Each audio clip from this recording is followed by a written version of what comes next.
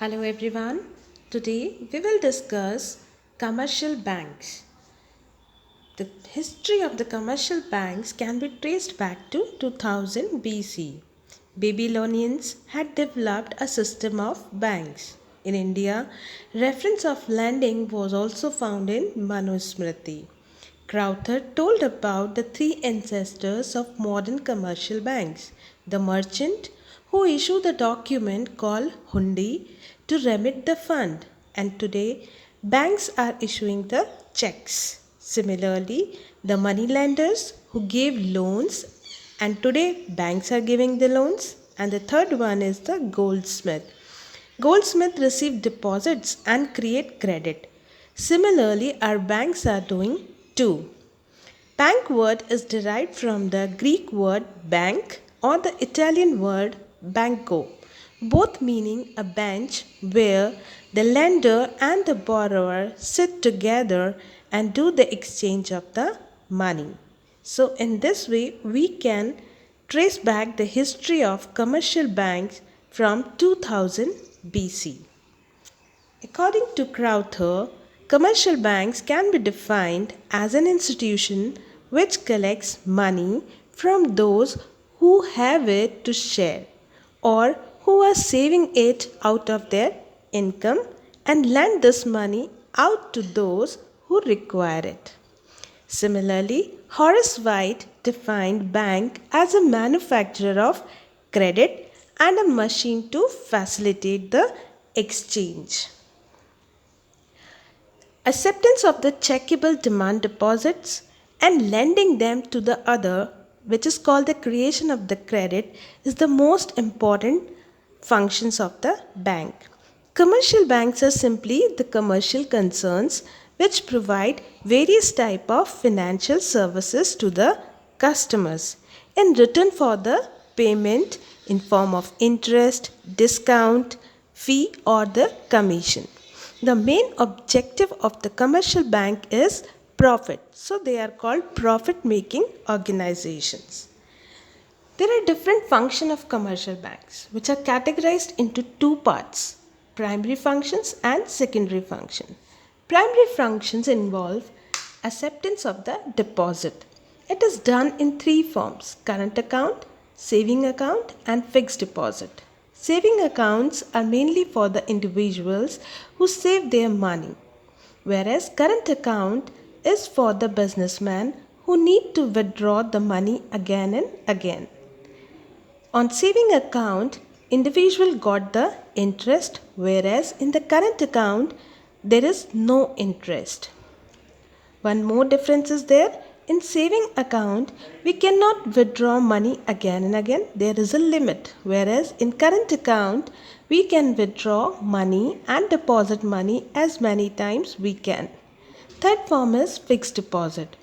When we want to deposit an amount for a particular time period which we will withdraw after the maturity. On fixed deposit, we get higher interest rate than saving account. Second function is advancing loans.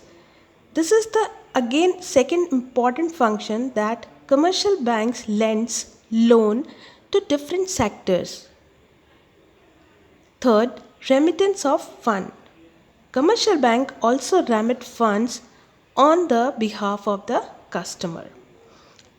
Fourth, commercial bank use check system. There are two types of check. One is the bearer check and second is the cross check.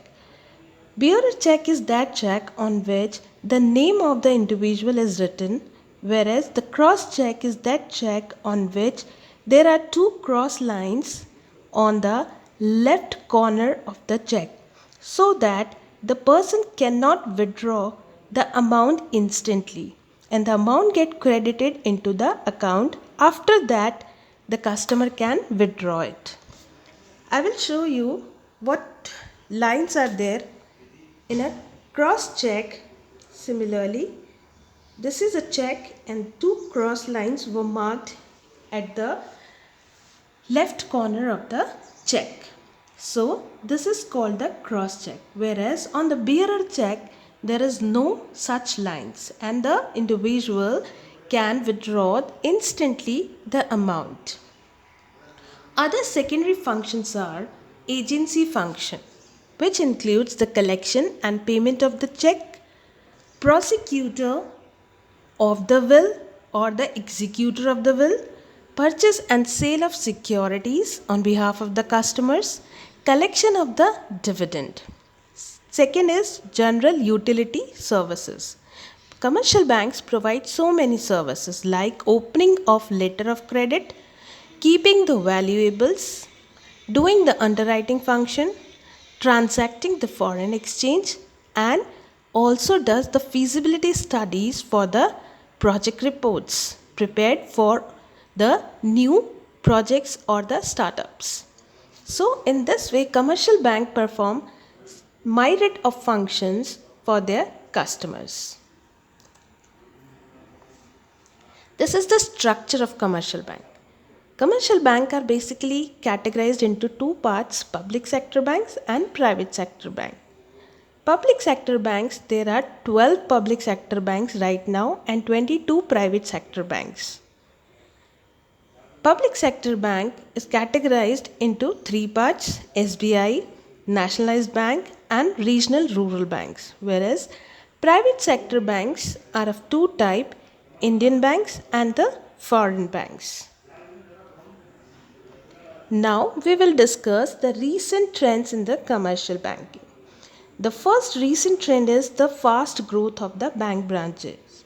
Nowadays, banks are focusing on increasing the branches. Second, branch opening in the unbanked and the rural areas.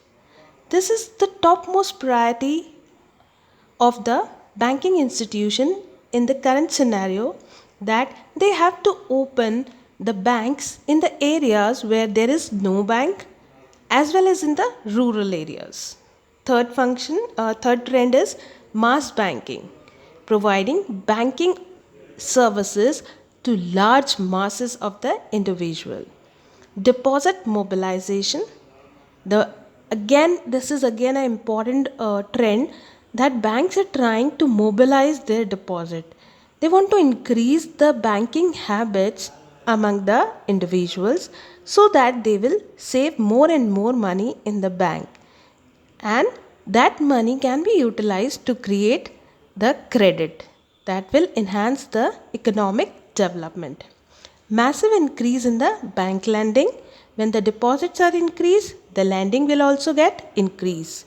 Lending to the priority sector means bank should lend their money to the priority sectors. These sectors can be agriculture, industrial, or to the entrepreneurs, to the education loan, or any other type of loans.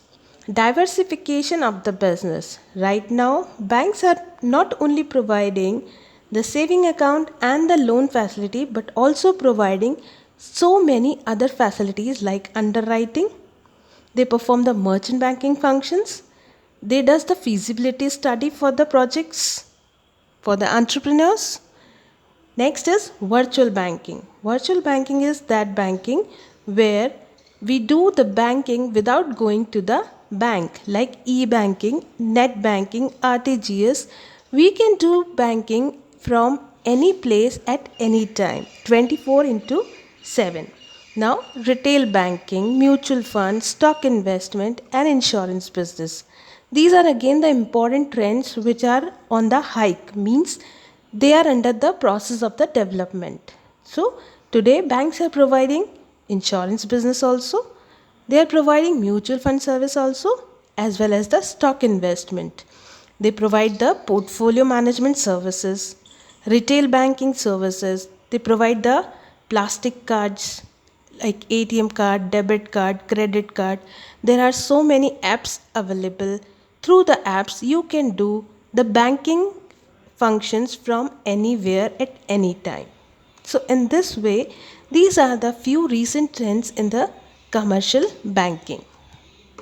Now, we will talk about the credit creation. What is credit? Credit is the sum of money that is to be returned normally with the interest. It is created when one party lends to the another, or we can say it is the expansion of the deposit. For credit creation, banks assume that during any time interval, only a fraction of the customers genuinely need cash. Bank credit can be created in two ways, by advancing loans or by purchasing the securities. A bank keeps certain part of its deposit as a minimum reserve to meet the demand of its depositor and lend out rest of the money to earn the income. The two important aspects of credit creation is liquidity and profitability. Liquidity means to pay cash to the depositor when they demand, and profitability, bank are the profit driven enterprises. So they have to earn profit also and keep liquidity with themselves. There are two types of deposits, primary and secondary. Primary deposit is a deposit when it is created when bank accept the cash from the customer and open the deposit account on his name. Whereas secondary deposits are created when bank grants the loans and advances and opens the deposit account instead of giving the cash to the borrower. This is called derivative deposit or secondary deposit. Now we will learn about the process of credit creation by single bank. Suppose if a person deposit 1000 rupees with the bank, then the bank keep 200 rupees in the cash reserve because the CRR here I have considered is 20%. So according to the CRR, the bank has to keep certain amount with themselves in form of the cash and lend the rest of the money to the another person.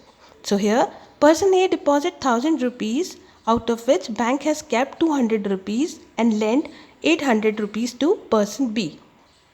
They open the credit account of the person B. So again bank do the same process, keeps the 20% of 800 rupees with themselves and advances the remaining 640 rupees to the person C. Again bank will keep the 20% of 640 with themselves, that is rupees 128, and advances the remaining 512 rupees to the person D. This process will continue and you will see that the total deposit get created over a period of time is 5 times the original deposit. Means we have originally deposited 1000 rupees. Now it will become 5000 rupees. There is one formula also to calculate the expansion of the credit, which is equals to initial excess reserve multiplied by 1 divided by CRR. 1 by CRR is called credit multiplier. So our initial excess reserve is 800 and CRR is 20%. So the credit created is rupees 4000 and the total deposit is 1000 plus 4000, that is equals to 5000. So we can say in this way the initial amount get converted into the 5 times of it. So in this way the credit is created. I hope you all are able to understand now what do you mean by commercial banks, what are their functions and how credit is created through the banks. If you have any query, you can ask me through the comment. Thank you for today. I hope you all have enjoyed this lecture. So kindly like, share and subscribe my channel for the further videos. Thank you so much for today.